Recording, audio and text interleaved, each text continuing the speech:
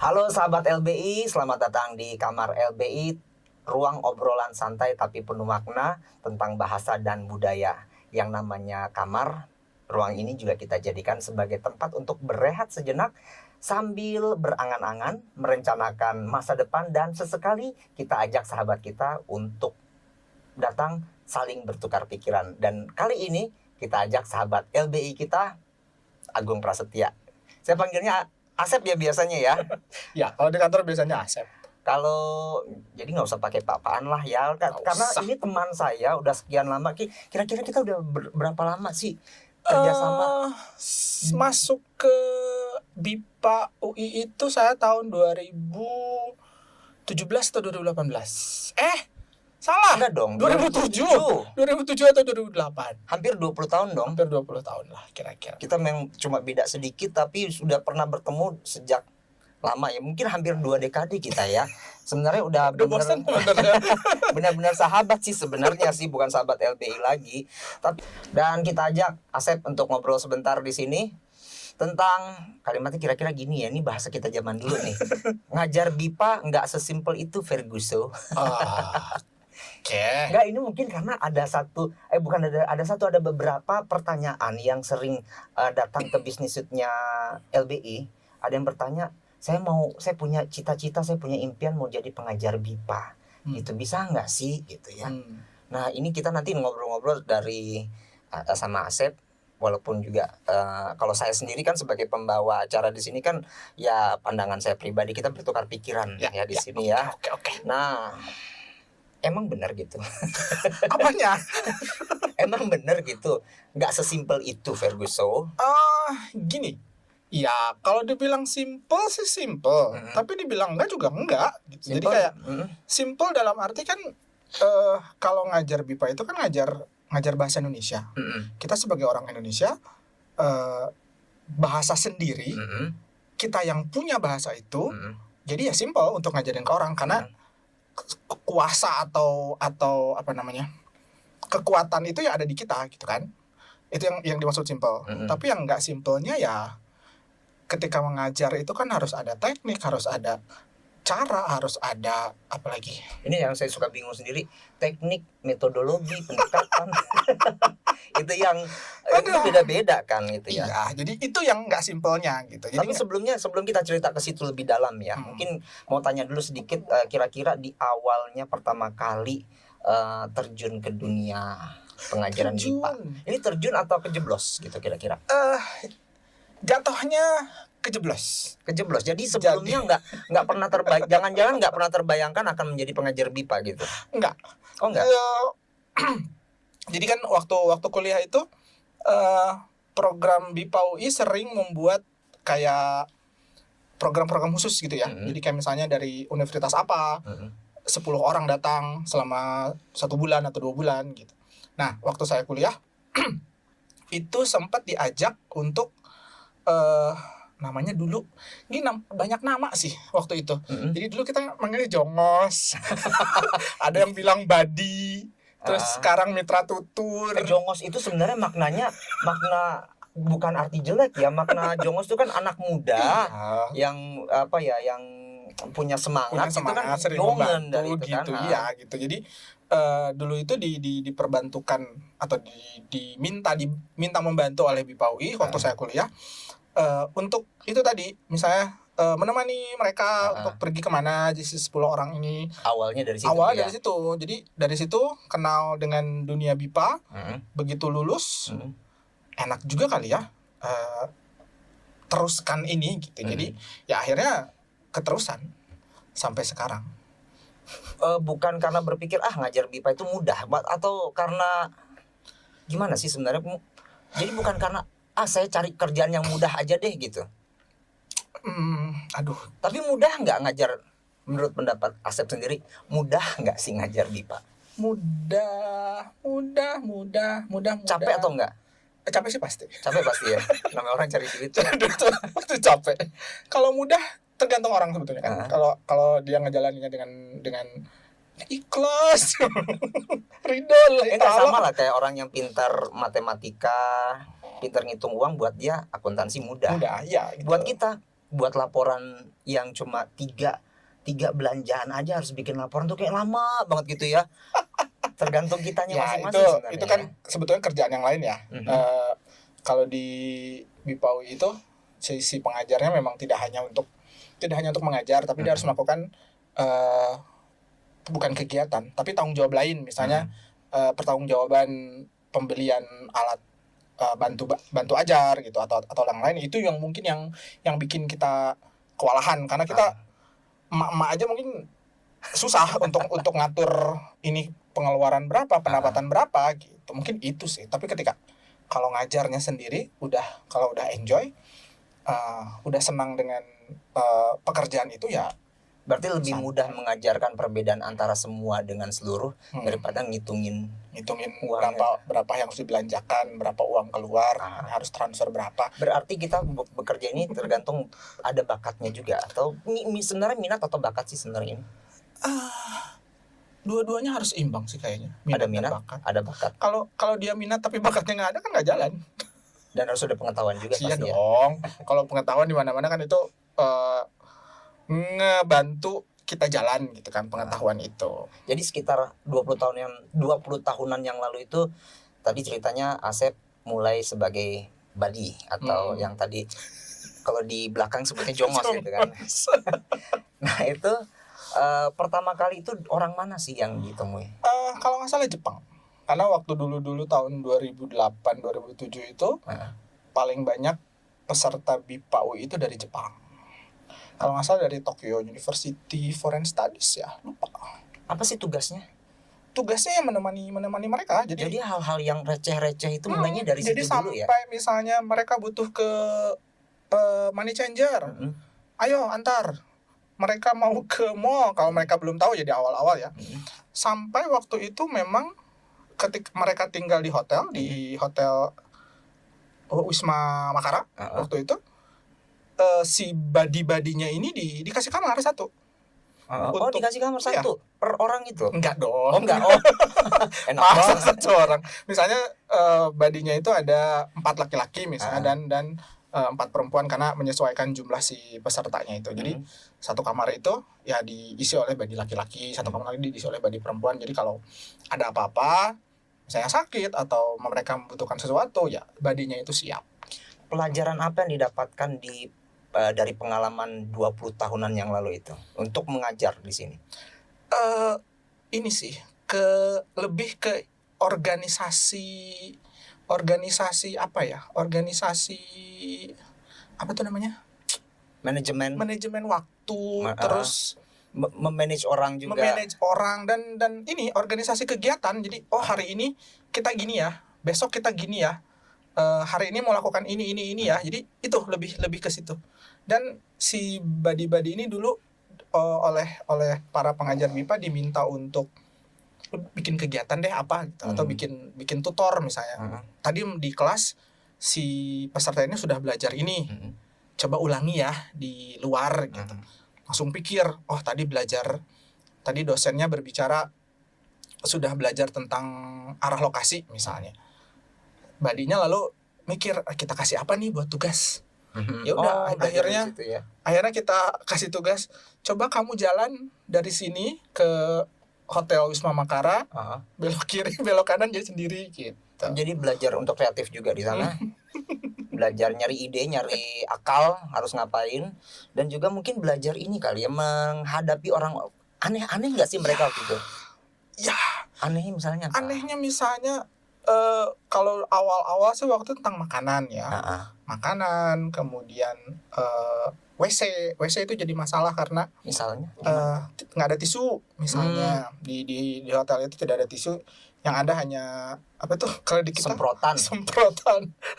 semprotan yang buat itu shower bidet, benar ya. Terus bahasa Indonesianya apa? Semprotan. Itu aneh buat mereka. Jadi akhirnya jelasinnya gimana ya gitu. Ini kalau di Indonesia kita tidak pakai tisu, kita pakainya ini itu karena mungkin gegar budaya aja ya. Jadi perbedaan budaya yang kita nggak pakai tisu, mereka pakai tisu. Nah itu kadang-kadang yang di awal-awal sih kesulitannya hanya di awal-awal aja. Tapi begitu misal 1 minggu mereka udah menyesuaikan diri, ya udah semua udah lancar. Jadi pertama di sana belajar untuk kreatif, belajar untuk gerak cepat, berpikir cepat juga, cari ide cepat. Terus juga belajar untuk menangani bagaimana keluhan-keluhan mereka di situ. Karena pasti udah berapa ratus kira-kira yang diajar sekarang? Ribuan kali ya. Kalau sampai sekarang mengajar sih satu term kan 100 ya. Kira-kira 100 ya, orang sempat pernah 200-an lah ya. Itu satu tahun itu ada 3 term. Ya kali aja sendirilah. Dan hampir 2 dekade ya pasti banyak. Ya. Jadi kalau sekarang mengajar di yang sampai sekarang terasa pasti ada tantangan ya, masih ada kan tantangannya? Apa tantangan terbesar yang sampai sekarang masih ada?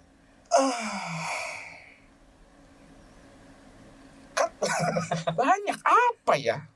Tantangannya pasti kan bertemu orang baru. Kalau bertemu setiap periode itu ada orang baru dengan masalah yang baru. Nggak mungkin masalahnya tuh sama atau mirip dari tahun ini, dari tahun sebelumnya. Pasti ada yang sama memang masalah, tapi ada juga yang baru. Nah kadang-kadang tantangannya itu bagaimana caranya kita menghadapi masalah yang baru. Kalau masalah yang udah ada itu karena kita sudah ada pengalaman misalnya, ya udah gampang, tinggal disiasati dengan cara yang sudah pernah dilakukan. Tapi kalau ada tantangan yang baru, situasi yang baru, nah ini yang agak, itu mungkin tantangannya. Jadi masalah baru muncul, bisa jadi tantangan nggak sih? Berarti tiap hari tuh ada tantangan. Ya pasti. Di pekerjaan apapun ada tantangan. Pastilah. Gitu ya. Iya. Oke, Sep. Ratusan orang, ribuan orang mungkin yang sudah diajar ya, banyak dari itu. Dan ini latar belakang budayanya beda-beda. Ya. Oke.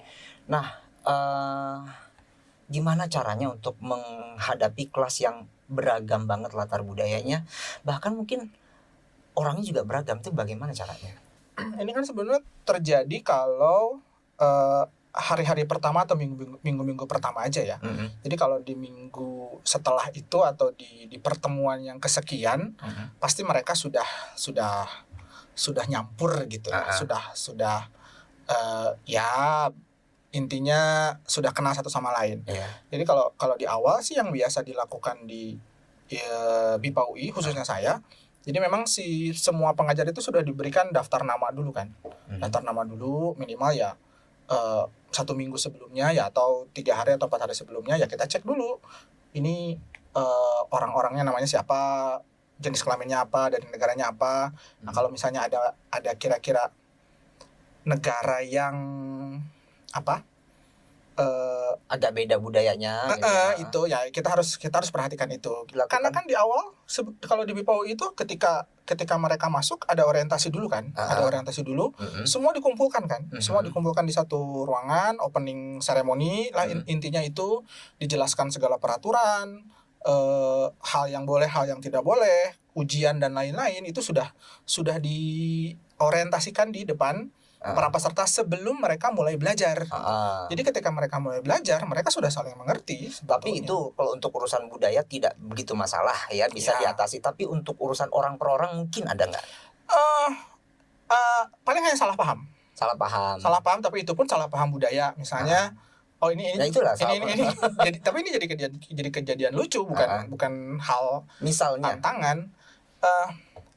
Lupa dari negara mana. Gak usah sebut merek juga. Jadi ada satu peserta, jadi dua perempuan ya. Jadi mereka sahabat sih sebetulnya. Jadi ya mereka sering membawa makanan. Jadi makan siang itu mereka nggak pernah ke kantin. Jadi mereka bawa di kelas gitu, makan di kelas. Nah yang satu ini mungkin dari Eropa begitu ya. Yang satu dari Asia Selatan atau mana. Jadi si orang Asia ini selalu menawari temannya itu makanan. Kita kan untuk kita kan basa basi ya, menawari makanan. Ayo coba gitu. Nah untuk orang Eropa itu mungkin serius. Diambillah makanan itu dimakan.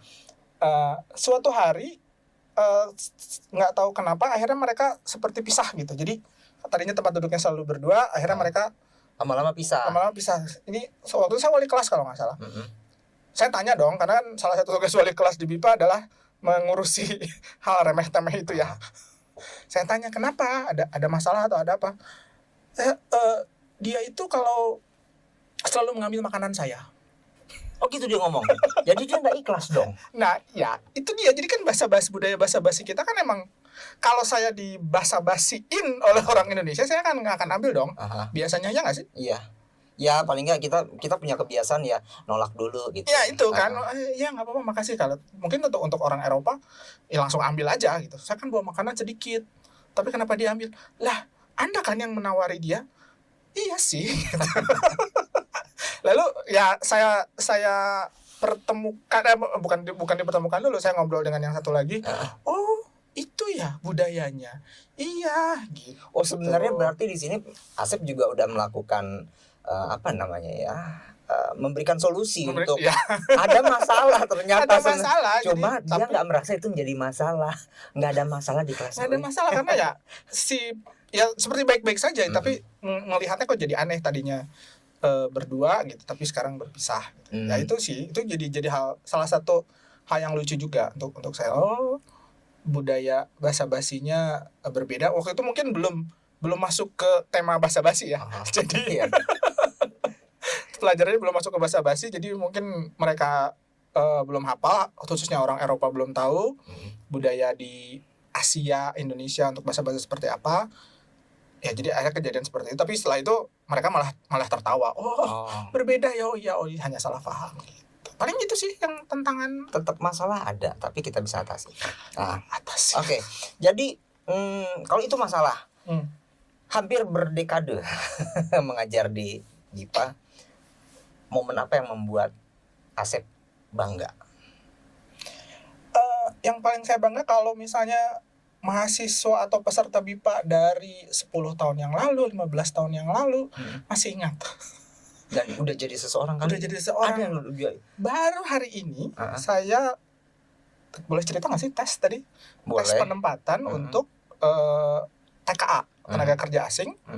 Ada tes penempatan. Jadi dia mau masuk langsung ke BIPA TKA 5.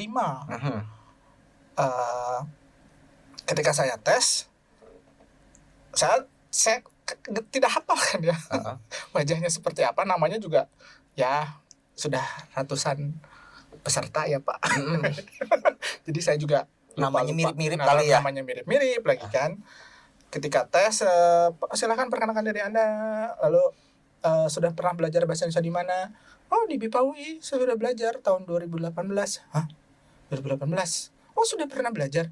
Iya, saya tahu Bapak, saya sedih. Bapak lupa saya. Iya sih. Oh, oke. Nah, itu kalau saya jadi dia pasti sedih juga sih, dilupakan sih. Pertama saya malu, tapi saya bangga juga gitu. Oh, saya masih diingat ya oleh orang ini, dan di perusahaan itu mungkin dia sudah jadi dengan posisi yang cukup tinggi lah ya gitu. Jadi sudah berhasil mengantarkan puluhan bahkan mungkin ratusan orang yang akhirnya sukses di Indonesia atau sukses berkarir di luar yang berhubungan dengan Indonesia gitu. Enggak juga berlebihan Bapak. Enggak. Biasa aja. Enggak, mungkin dia nggak tahu aja kali ya. Mungkin salah satunya sudah ada yang jadi direktur, ada yang jadi dirut kalau nggak salah, yang saya pernah ajar juga gitu, yang tadinya cuma mahasiswa biasa dan akhirnya juga karirnya naik. Tapi kitanya gini-gini aja gitu ya. Gini-gini aja nggak sih? Apa jangan-jangan uangnya gimana? Ngajar ini, mungkin ada yang bertanya, kalau ngajar di BIPA itu uangnya banyak nggak sih? Menghela nafas, udah jatuh jawabannya kan kalau saya menghela nafas. Banyak. Besar atau kecilnya penghasilan kan tergantung sih ya. Tapi kalau urusan karir kan di mana-mana, jadi pengajar atau jadi dosen atau jadi guru itu karirnya ya di situ. Tidak ada naik jadi dosen 1, dosen 2, dosen 3 kan enggak. Ya di situ-situ aja. Jadi paling tinggi jadi kepala sekolah, nanti balik lagi jadi guru lagi. Iya, kalau jadi kepala sekolah sama kayak jadi dekan. Iya, jadi dekan lagi. Kalau sudah tidak jadi dekan ya jadi dosen lagi kan. Ya pengajar kan di situ-situ aja. Tidak ada karir yang. Jadi memang nggak, sebenarnya kerja ini karena nggak mengejar karir. Enggak. Apa yang mau dikejar?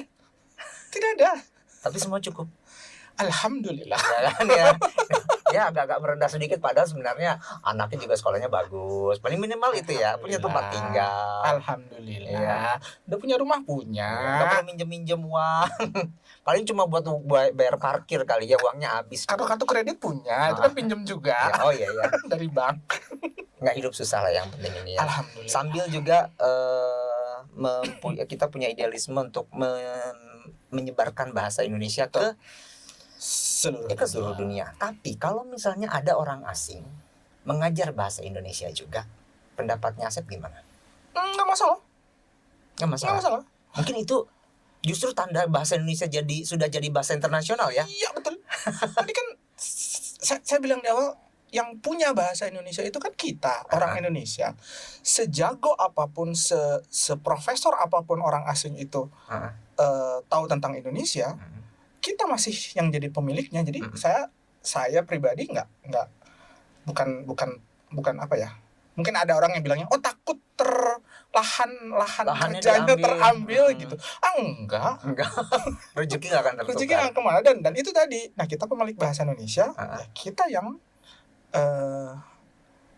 yang tetap pegang bahasa yang itu. pegang bahasa itu ya. Tadi sepintar apapun si profesor asing itu bisa berbahasa Indonesia, tetap kita yang punya soul-nya. Soul itu apa ya? Jiwanya bahasa Indonesia ya kita yang memilikinya, kita yang dan itulah mungkin yang jadi salah satu tanda bahwa Indonesia punya potensi untuk menjadi bahasa internasional, karena semakin banyak nggak sih yang akhirnya mengajar bahasa Indonesia muridnya? Ya, beberapa yang saya kenal memang sudah jadi pengajar. Ada yang dari Filipina, ada yang dari Mesir waktu itu. Dari Korea juga ada ya? Ada yang dari Korea, betul. Dari Jepang juga ada sepertinya. Bahkan kalau boleh ya nggak jadi ya. Ada pokoknya orang asingnya sendiri yang nanti di sana, yang orang asingnya sendiri di sana kira-kira akan pilih pengajar yang sama asal negaranya dengan dia, atau akan belajar dengan orang Indonesia kira-kira? Ya, kayak itu tergantung si pesertanya atau pembelajarnya ya. Jadi mungkin kalau dia merasa lebih nyaman dengan sewarga negaranya, karena mungkin dia bisa lebih explore dengan caranya dia, ya mungkin dia lebih nyaman. Itu kembali ke si peserta atau pembelajarnya sih, kalau saya bilang. Ya tapi sekali lagi, kalau memang mau belajar bahasa Indonesia yang real, yang nyata, ya dengan pengajar penutur jati bahasa Indonesia harusnya. Tapi sebenarnya untuk apa sih orang asing itu yang Asep tahu belajar bahasa Indonesia? Mau jadi orang Indonesia kan? Enggak. Jadi ini waktu tahun 2023 itu kan waktu itu saya ambil data peserta BIPA dari selama tahun 2023. Jadi 60% itu pesertanya adalah mahasiswa.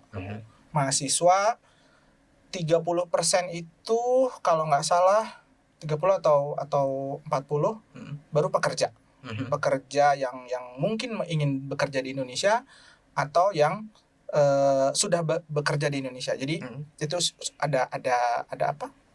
Ada persentasenya. Itu sudah ada persentasenya. Sisanya itu lain-lain. Jadi yang setahu saya berdasarkan itu ya itu mahasiswa lebih banyak. Mahasiswa lebih banyak. Bukan yang bekerja. Bukan. Jadi kalau misalnya mahasiswa, Pak, tolong dong, saya mau nilai saya yang bagus dong gitu. Nilai saya bagus karena saya mau dapat beasiswa nih, dan supaya kalau nilai saya bagus saya dapat beasiswa. Saya naikin deh.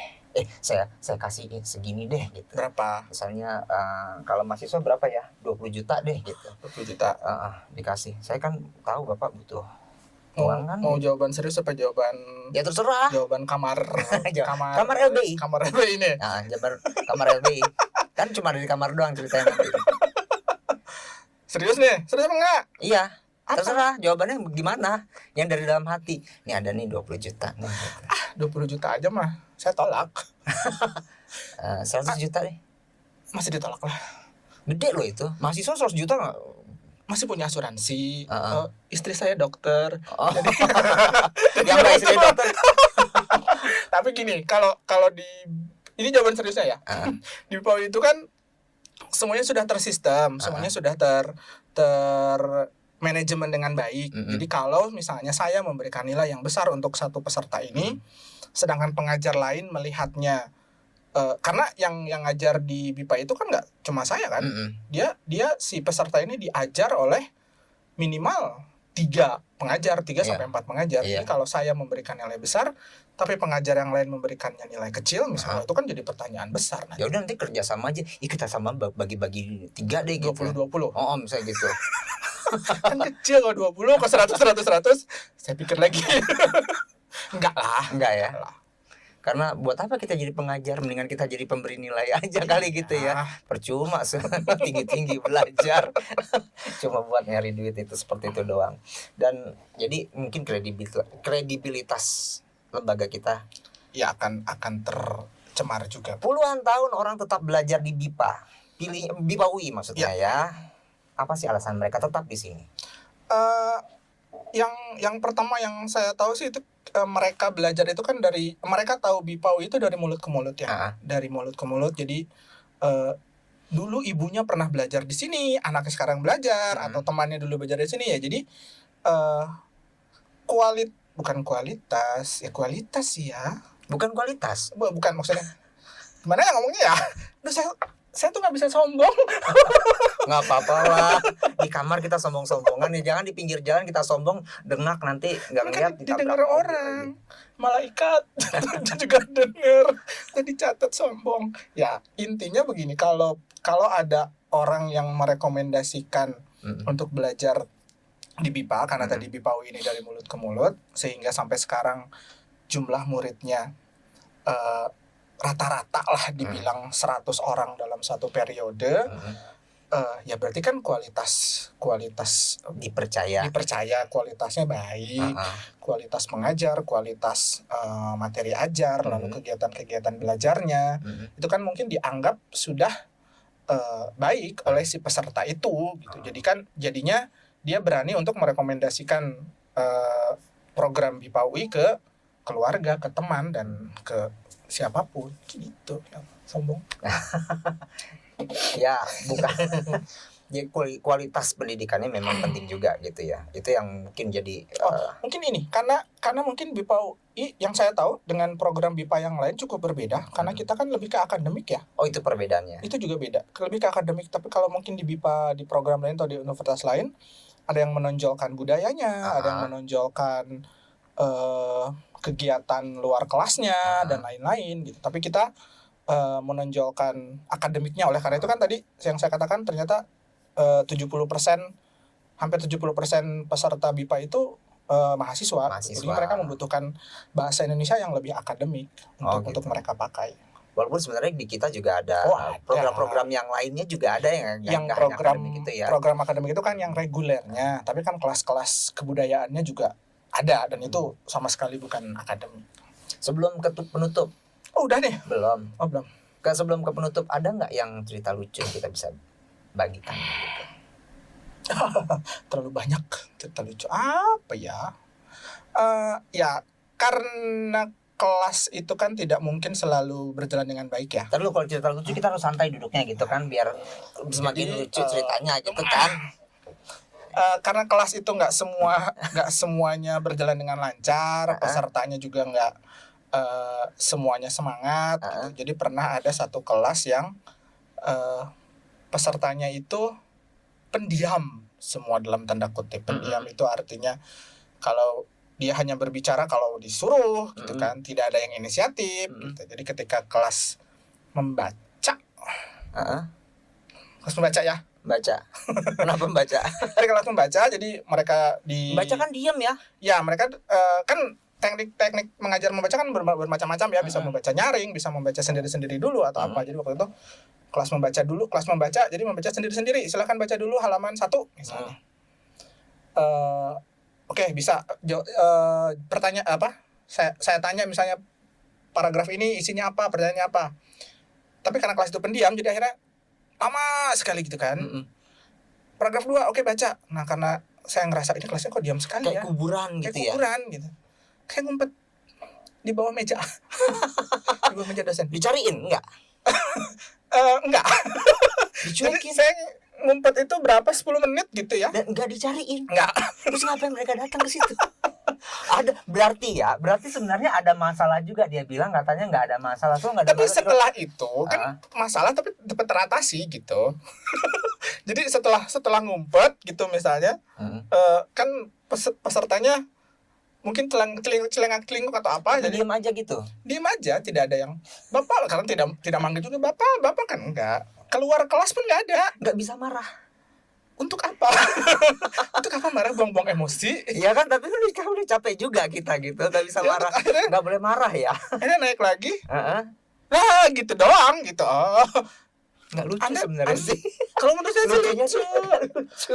Dia saya sembunyi tapi Tapi itu ya ini antara sedih atau ini ya.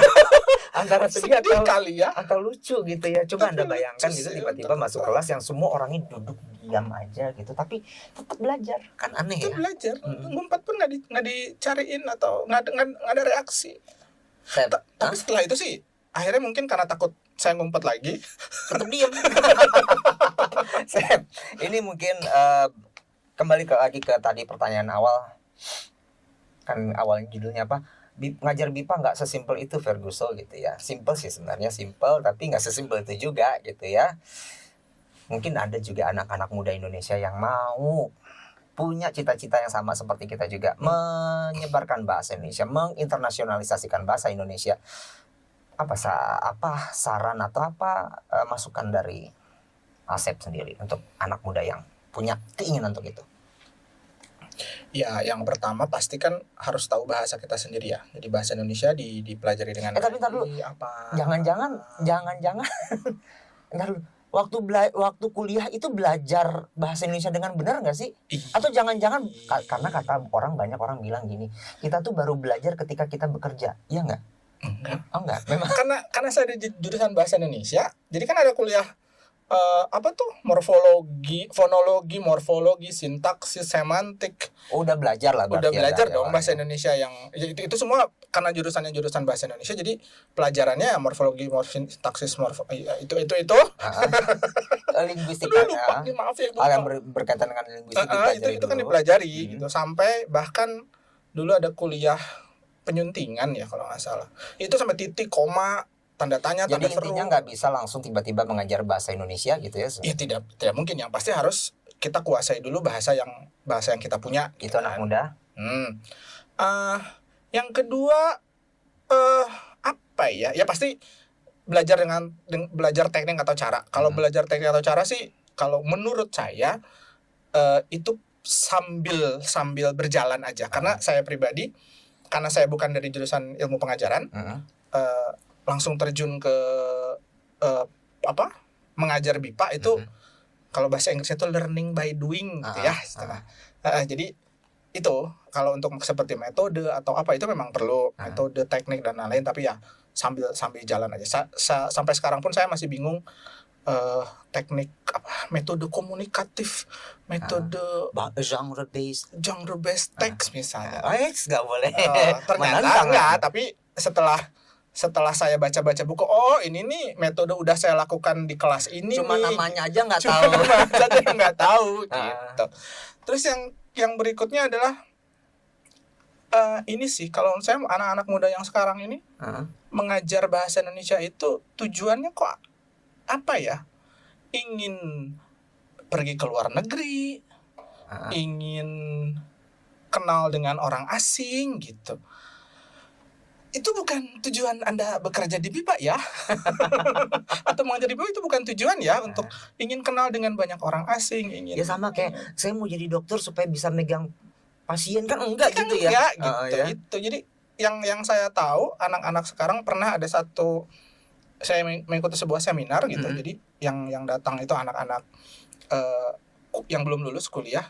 Jadi ketika ditanya kenapa apakah Anda minat untuk mengajar di BIPA, untuk apa? Saya ingin keluar negeri. Liburan aja keluar negeri mah. Jadi pengajar gitu. Itu julidnya tetap keluar. kan di kamar bebas dong. Tapi keluar. Ini udah panjang-panjang kita ngobrol dari tadi ya. Mudah-mudahan kita berharap ini banyak masukan buat anak-anak muda terutama. Mungkin juga bisa untuk cerita, mau tahu gimana sih sebenarnya suka dukanya yang pengajar BIPA yang kelihatannya di depan selalu tertawa-tawa. Ini buat untuk yang mahasiswa BIPA ya yang belajar di BIPA. Sebenarnya di belakang itu ada dukanya juga gitu ya. Dan untuk yang sedang cari pekerjaan, dimanapun kita bekerja, setiap hari pasti kita ketemu masalah. Tapi seperti kata Asep katakan, kelas gue nggak ada masalah. Padahal sebenarnya ada masalah. Yang penting jangan overthinking. Jangan over. Masalah bisa diselesaikan. Semua masalah bisa diselesaikan. Yang penting tetap saksikan Kamar LBI ya, dan jangan lupa ya subscribe kalau Anda suka dengan konten kita. Berikan tanda jempolnya atau klik komen di bawah juga. Mungkin juga mau ada tema apa ya, tulis aja di komentar. Nanti kita baca, itu akan kita bahas mungkin kalau memang kita bisa memberikannya. Ya, sampai jumpa di Kamar LBI berikutnya. Dadah.